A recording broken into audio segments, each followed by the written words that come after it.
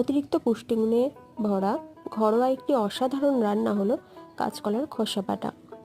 এটা খেতে খুব অসাধারণ হয়, কিন্তু খুব কম উপকরণে এটা তৈরি হয়ে যায়। প্রথমে একটু কড়াইয়ের মধ্যে জল নিয়ে তাতে নুন দিয়ে তাতে কাঁচকলার খোসাগুলোকে সেদ্ধ হতে দেবো। তারপর সেদ্ধ হয়ে গেলে সেটা একটা জায়গায় রেখে দেবো ঠান্ডা হতে।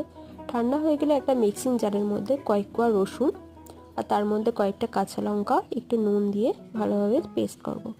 পেস্টটা একদম যেন স্মুথ হয়, সেটাকে এরপর একপাশে রেখে দেবো।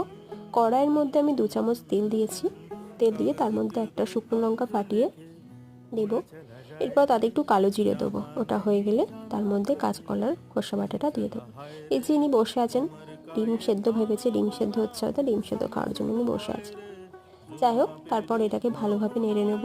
যতক্ষণ না জলটা মরে আসে ভালো করে নাড়তে থাকবো। যখন টান টান হয়ে যাবে একদম নামিয়ে নিয়ে গরম গরম ভাতের সাথে পরিবেশন করব।